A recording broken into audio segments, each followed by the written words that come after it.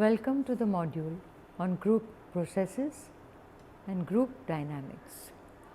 The learning objectives of the module are: at the end of this module, the learner will be able to understand the different aspects of group dynamics and understand how appropriate development of group dynamics can lead to positive outcomes for both the group and its members. Introduction. Definition.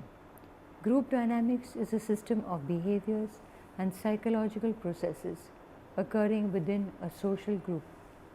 Intra-group dynamics, or between social groups, intergroup dynamics.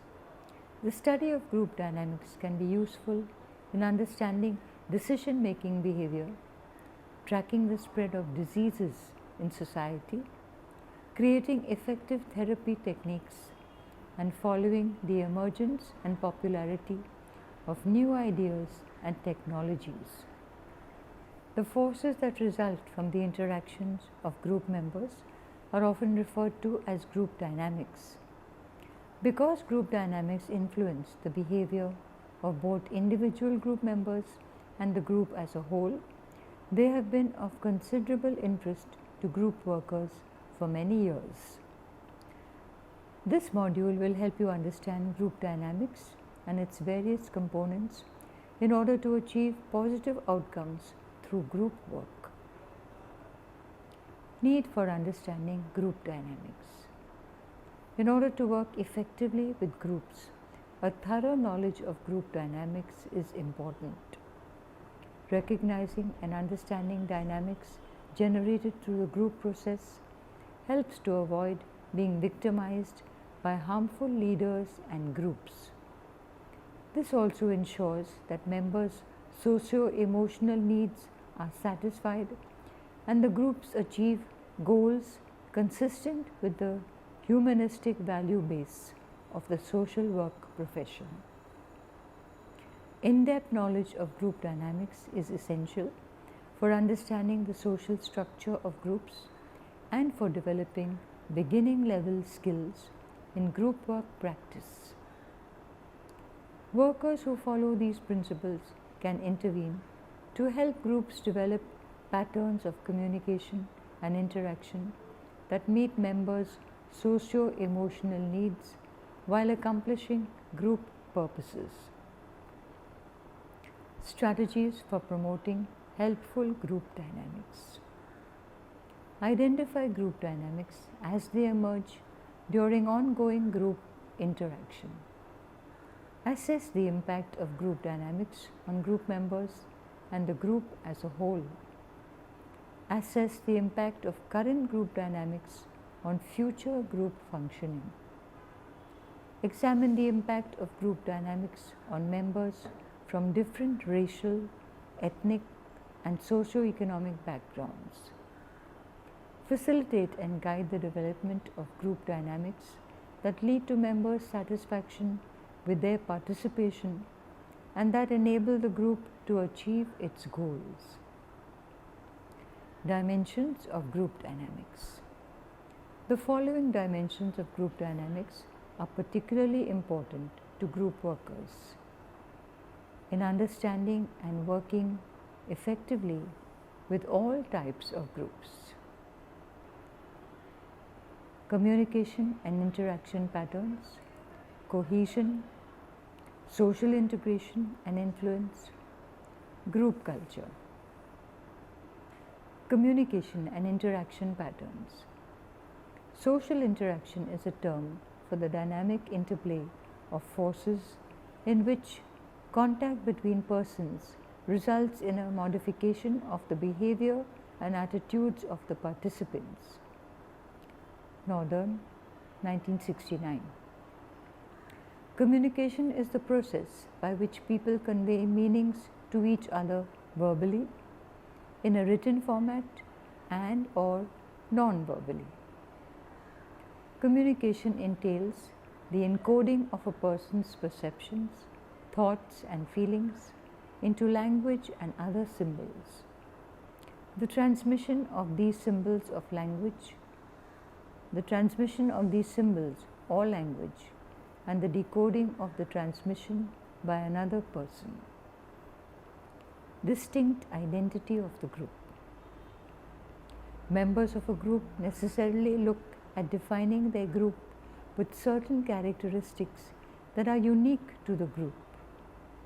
Comparisons are made with other groups in a manner that emphasizes positive qualities of the group. This gives the group a valued social identity. The optimal distinctiveness theory talks about the need for an individual to be similar to those with whom group membership is shared, and yet at the same time be different from others who are outside of the group.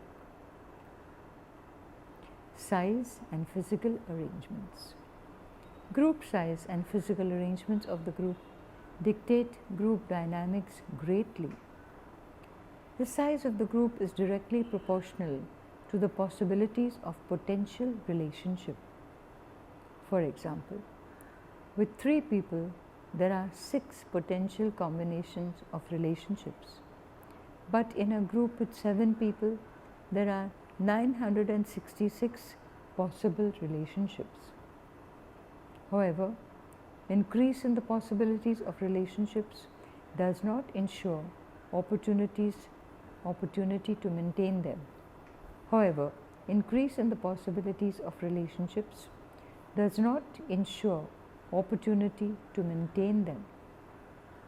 Also, with increased group size, there are also fewer opportunities and less time for members to communicate.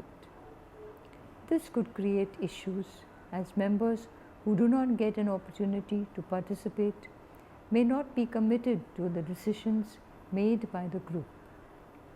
This in turn leads to reduction in the sense of belongingness. Big groups also often experience the creation of subgroups that comprise people sitting in close proximity to each other, or those who become familiar in successive meetings. The physical arrangement of group members also influences interaction. It has been observed that when the members sit in a circle formation during group work, it leads to better involvement due to good eye contact. However, sometimes there might be a need to be seated in a manner depending on the objective of the interaction. Example, seating in rows. Power and status. The relative power and status of the group members plays a significant role in the dynamics that get created. Initially, members are accorded power and status on the basis of their position and prestige in the community, their physical attributes, and their position in the agency sponsoring the group.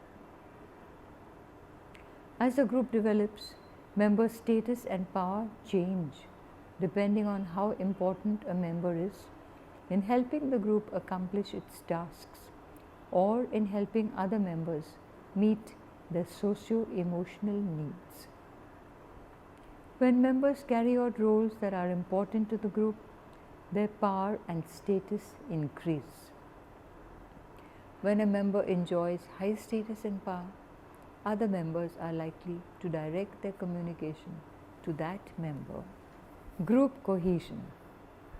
Group cohesion is the result of all forces acting on members to remain in a group. There are several reasons that make a group attractive to its members. The need for affiliation, recognition, and security. The resources and prestige available through group participation. Expectations of the beneficial and detrimental consequences of the group. The comparison of the group with other group experiences. To facilitate group cohesiveness, it is essential that opportunities for interaction happen, or the design of group work has a requirement for group interaction. With the frequency of interaction, a sense of positivity develops in the group, which again promotes interaction. It must be noted here that a group that is too large in size can impede interaction and hence negatively impact cohesion. A group comprises individuals with varied personalities, and it is obvious that there will be differences in thought processes, opinions, and behaviors.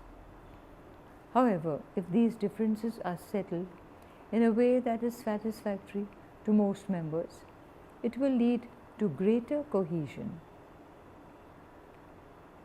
Cohesive groups are more likely to develop where there are shared values and beliefs, where individuals have similar goals and tasks, and where members have to interact together to achieve tasks.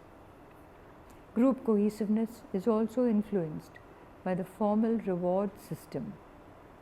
Groups that offer rewards, resources, status or prestige that members would not obtain by themselves tend to be attractive. Therefore, workers should help groups to be rewarding experiences for members. Groups can affect absenteeism and turnover. Groups with a high level of cohesiveness exhibit lower turnover and absenteeism than groups with low levels of cohesiveness. Cohesiveness influences member satisfaction and intergroup conflict. The impact of group cohesion can, however, result in negative as well as positive results. A study of decision-making processes of US foreign policy groups conducted by Janus 1972 established that a cohesive group of individuals sharing a common fate exerts a strong pressure towards conformity. He coined the term groupthink to describe the exaggerated, irrational tendencies that appear to occur in groups, and argued that a group setting can magnify weakness of judgment. Team working is a good thing, but so is flexibility and independent judgment. The worker should ensure that the member's individuality is not sacrificed. A sense of pride amongst the members assists in group cohesion. Group workers must help the group develop pride in its identity and purpose. If the cost of participation in a group exceeds the benefits, members may stop attending.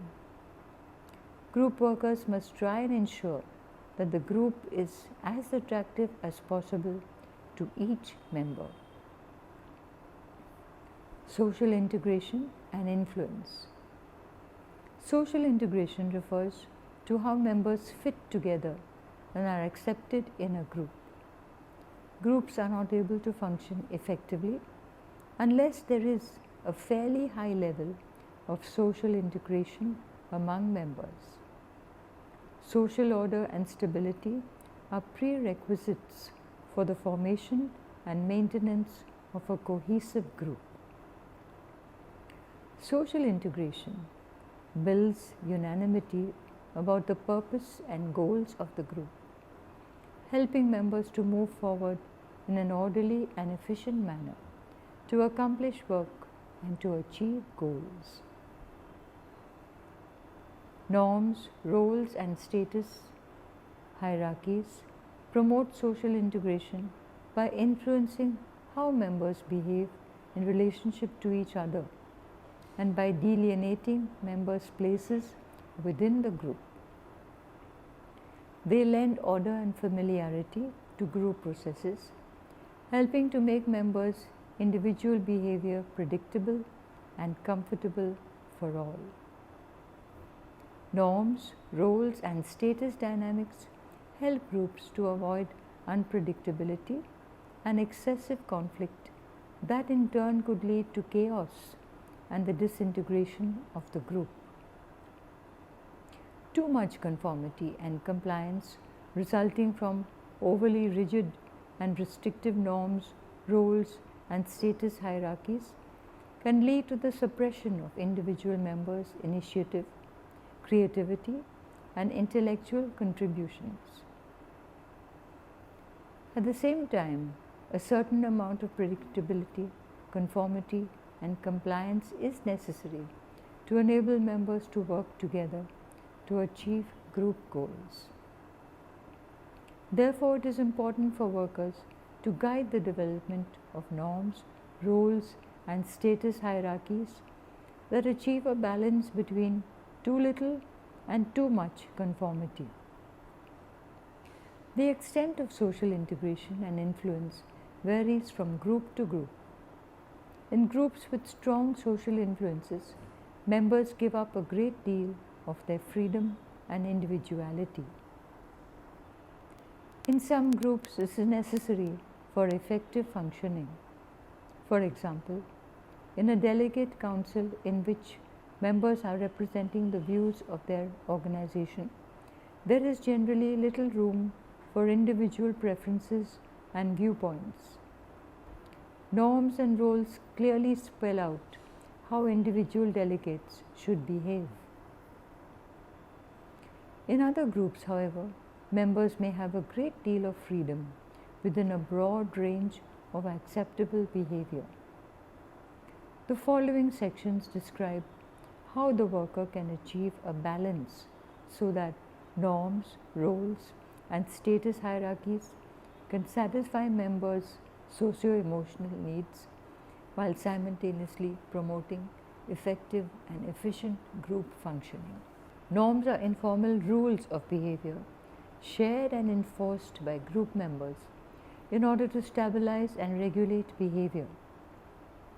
They comprise shared expectations and beliefs about appropriate ways to act in a social situation, such as a group. Norms help to encourage organized and coordinated action to reach goals. The preferences of certain high-status members might be given greater consideration in the development of group norms than the preferences of low-status members. But all members share to some extent in the development of group norms. Norms develop as the group develops. As members express preferences, share views, and behave in certain ways, norms become clarified.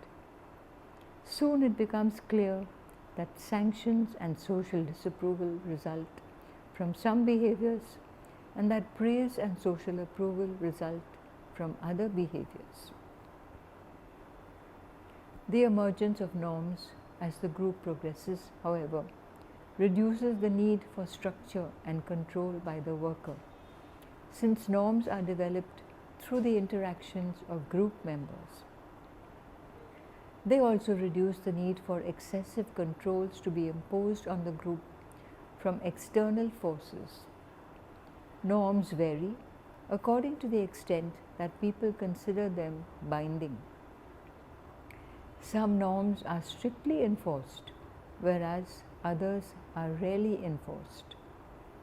Some norms are more elastic than others. That is, some permit a great deal of leeway in behavior, but others prescribe narrow and specific behavior. Norms may vary in terms of the relevance that they have over the group. Example, for some members, a particular norm may exert great influence, but for others, it may exert little influence. An important norm that groups often establish is how hard a group member should work. Deviations from group norms are not necessarily harmful to a group. Deviations can often help groups move in new directions or challenge old ways of accomplishing tasks that are no longer functional. Norms may be dysfunctional or unethical, and it may be beneficial for members to deviate from them. For example, in a treatment group, norms develop that make it difficult for members to express intense emotions. Members who deviate from this norm help the group re-examine its norms and enable members to deepen their level of communication. The worker should try to understand the meaning of its deviations from group norms and the implications for group functioning. It can also be helpful to point out covered norms and to help groups examine whether these contribute to the effective functioning of the group. Since they are so pervasive and powerful, norms are somewhat more difficult to change than role expectations or status hierarchies. Therefore, a worker should strive to ensure that the developing norms are beneficial to the group. Recognizing the difficulty of changing norms, Levin, 1947, suggested that 3 stages are necessary for changing the equilibrium and the status quo that hold norms constant. There must first be disequilibrium or unfreezing caused by a crisis or other tension-producing situation. During this period, group members re-examine the current group norms. In other cases, dysfunctional norms lead to a crisis. In the second stage, members return to equilibrium with new norms replacing previous ones. According to Levin, the second stage is called freezing. In the third stage, called refreezing, the new equilibrium is stabilized. New norms become recognized and accepted rules by which the group functions. It is important that norms be followed so that membership continues in the group. Roles. Like norms, roles can also be an important influence on group members.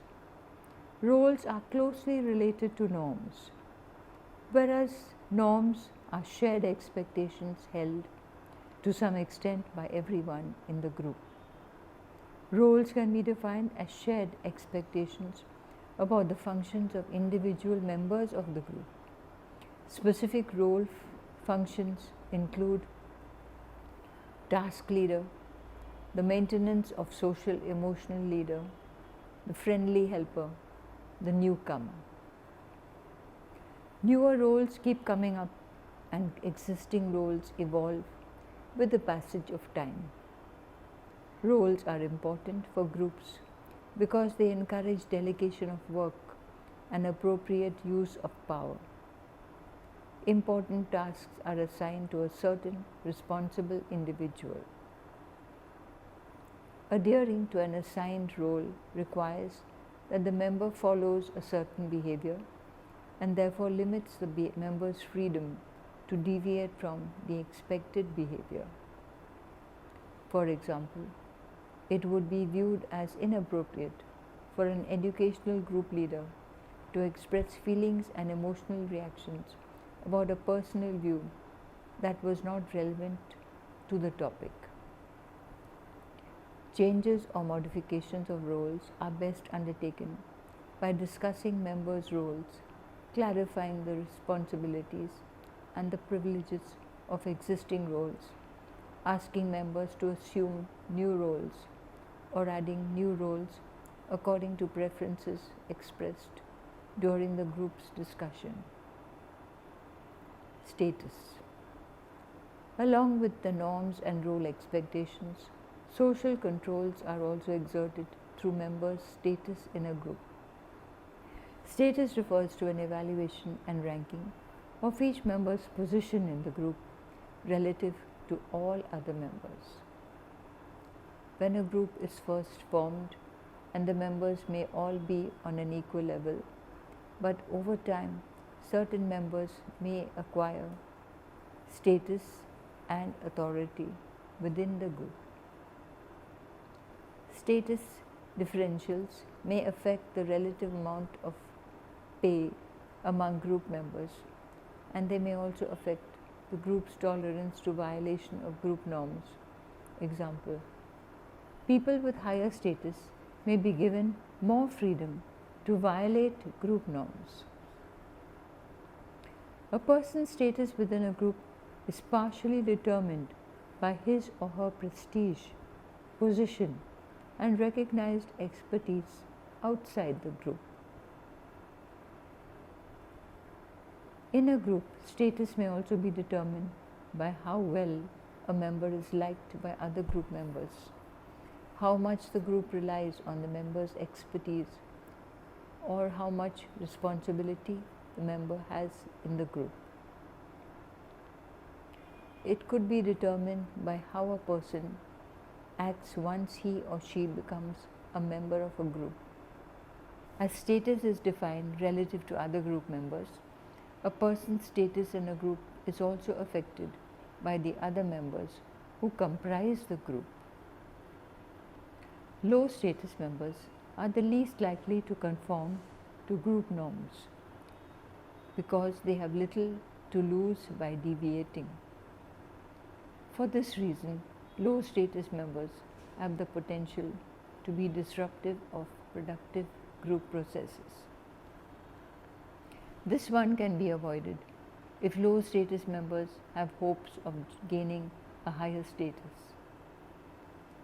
Medium status group members tend to conform to group norms so that they can return their status and perhaps gain a higher status. Therefore, workers should provide opportunities for low status members to contribute to the group so that they can become more socially integrated and achieve a higher status.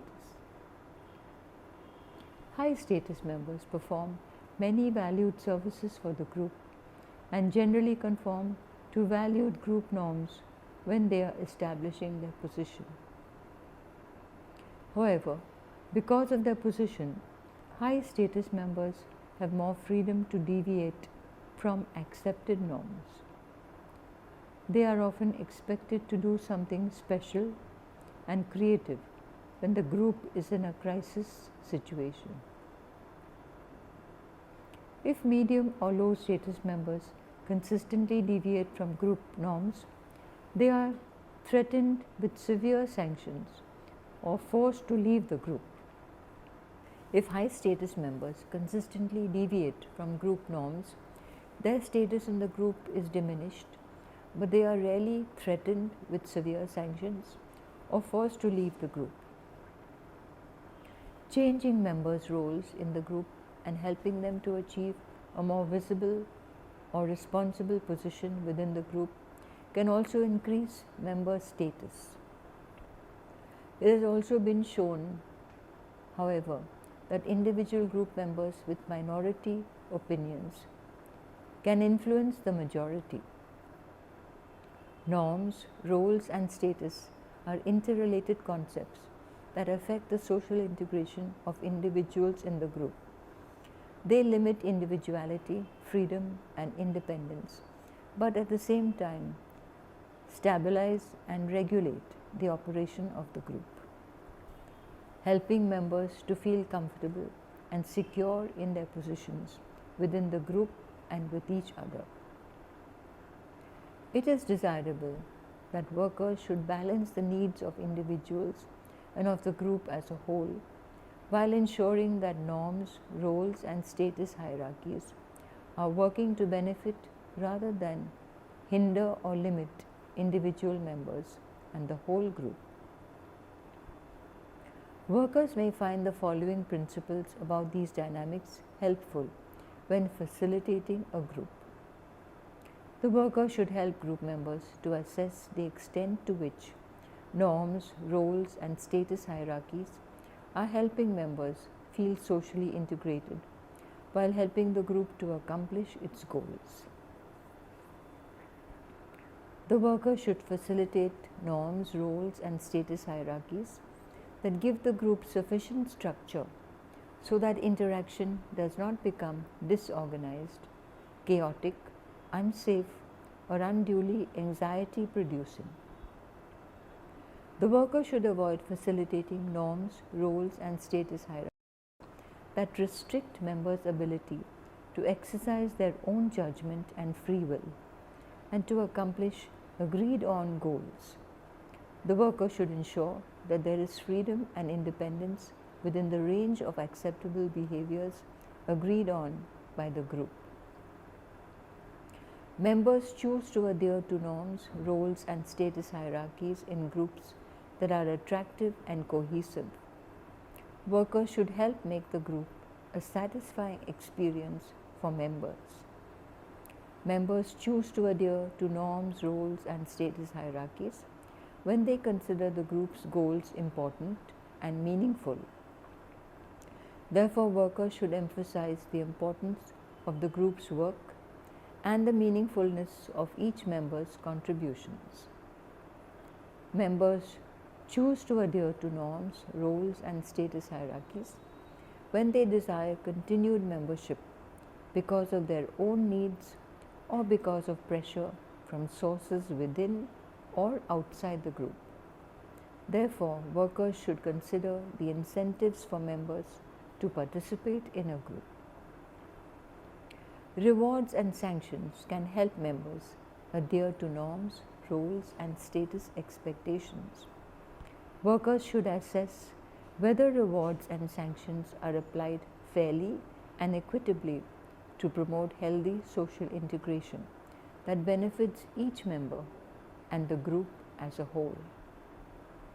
In following these principles, workers can ensure that the norms, role expectations, and status hierarchy that develop in a group satisfy members' needs while helping to accomplish individual and group goals.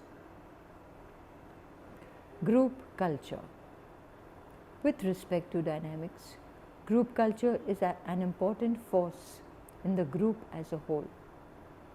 Group culture refers to values, beliefs, customs, and traditions held in common by group members.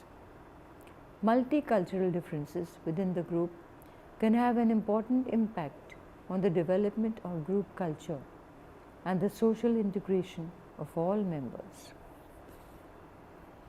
For example, individualism, competitiveness, and achievement are more valued in American and European cultures than are humility and modesty, which are more prevalent in some non-Western cultures. According to Levi, culture can be viewed as having three levels. At the surface, symbols and rituals display the culture of the group. For example, in Alcoholics Anonymous groups, members usually begin an interaction by saying their first name and by stating that they are an alcoholic.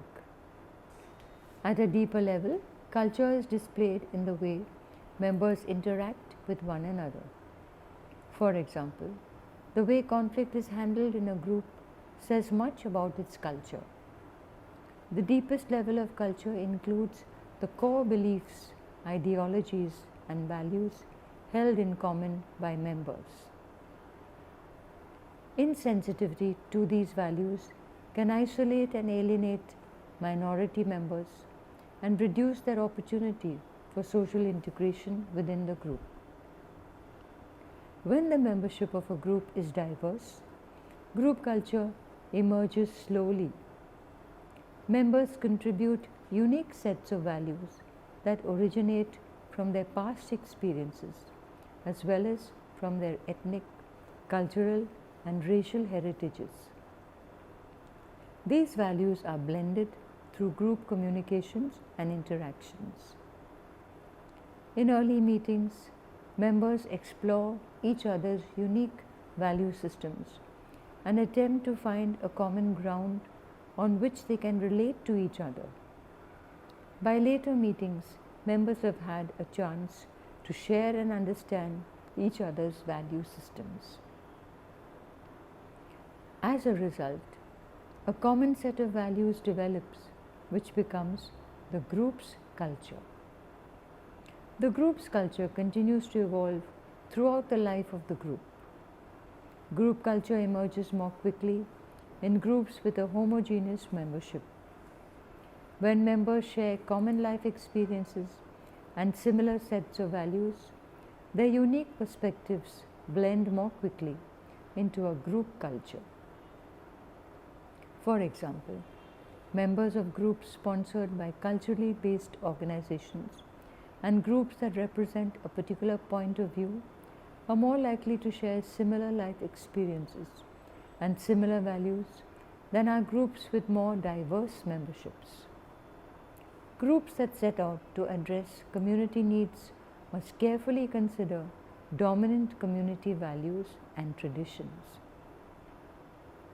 The receptivity of powerful individuals within a community will be determined to some extent by how consistent a group's actions are with the values and traditions they hold in high regard. Whenever possible, groups attempting to address community needs should frame their efforts within the context of dominant community values. The practitioner can help by attempting to find the common ground in the values of the community and the group. When a group's actions are perceived to be in conflict with dominant community values, it is unlikely to receive the support of influential community leaders. Once a culture has developed, members who endorse and share in the culture feel secure and at home, whereas those who do not are likely to feel isolated or even alienated. For isolated members, the group is often not a satisfying experience.